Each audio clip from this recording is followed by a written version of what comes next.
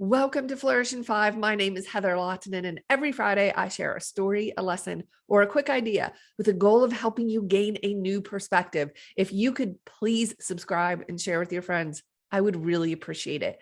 And if you like the content of the podcast and you're feeling maybe stuck or overwhelmed or maybe inspired because you'd like to make a change, maybe we could jump on a Zoom call together. I have an option for this now. There is no commitment. You can check out all of the details at Flourish.Academy/RX. I will put that link in the show notes. I want to continue our discussion this week on Digital Minimalism by Cal Newport. Last week, I reported that I had conducted a social media blackout experiment. It was about halfway through the book. I have now finished the book. I have decided that everyone needs to read it, and I'm taking my life analog. I'm thinking this should be my word of the year. Okay, no, my word of the year is actually trust, to trust the process, to trust myself. But I was really, really inspired by this book. So once again, this past weekend, I removed social media from my phone. I stopped checking everything as of, it was around 4 or 5 p.m. on Friday. So that means no email, Instagram, or Facebook on my phone.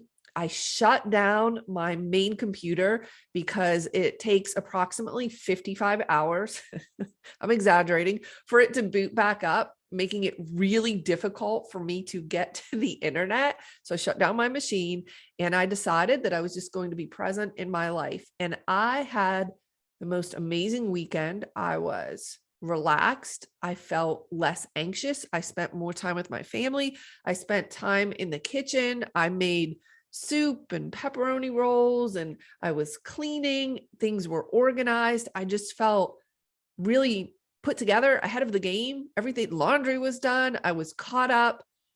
I don't want to say I was bored because there's always something more to do, but it's just a different level of awareness. I don't know. I think that the internet and social media make us very anxious. For some of us, that's at a high level. For me, it's like a low level hum in the background, and I removed it. So on Saturday, I did all of the cooking and the baking, and my son Evan is 14. We took a hike in the woods and we had so much fun. And I was so present. This is really different for me because usually if I'm doing something, I want to be doing something else. Even if I like it, I'm always like, well, I should be working on this, or I should be cleaning, or I should be taking care of this. And I did not have that feeling at all. We went out into the woods. We had great conversations, which, by the way, I think is really important as Evan enters these really formative years. So he's 14 and he still talks to me, which is amazing.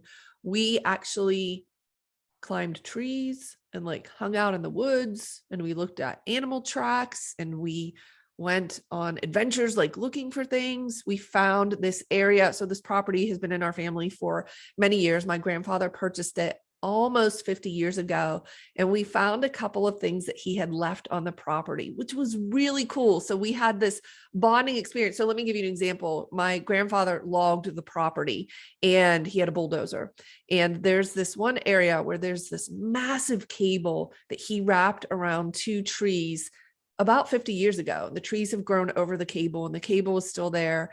And I was showing it to Evan, and he was holding on to it. And he said to me something along the lines of, to think that my great grandfather put this here, and what was he using it for? And what was he doing? And I thought that was just so cool, insightful for a 14-year-old boy to say.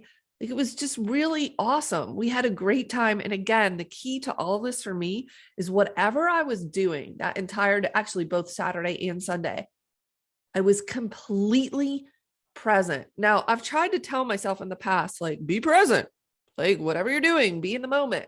And I thought I was doing that, but it turns out I was not. And the reason I know that is because I had a different feeling this weekend, and it was different, better, more exaggerated than it was the previous weekend, which tells me this digital minimalism will compound upon itself for good. So I'm going to continue to shut down on the weekends and not do any work and just disconnect.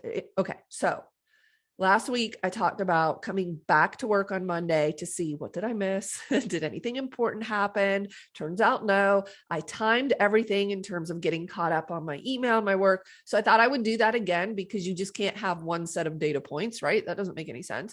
So I have some numbers in front of me. My email on Monday morning took me exactly 4 minutes, and there were 0 emails that required a response from me. I didn't write down the number of emails there were. I think it was around, I want to say 150 or 170.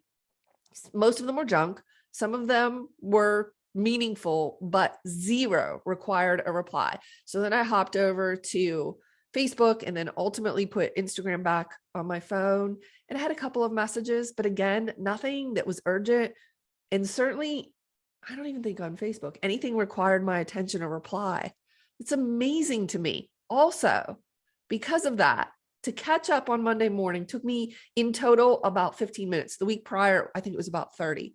Okay, if I had been, keeping up with my email and social media over the weekend, do you think I would have spent more than 15 minutes on those applications? Oh my gosh, 1,000% yes, because you're more efficient when you do things in batch. It reminds me of when we go grocery shopping, we go to both Aldi and Walmart, and they're right next to each other. They're about 15 minutes from our house.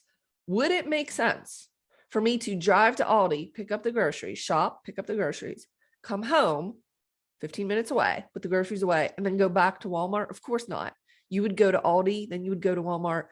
You would get them both done. You would come home and you would put away all of the groceries. You would be so much more efficient. I'm sure that you can recognize that.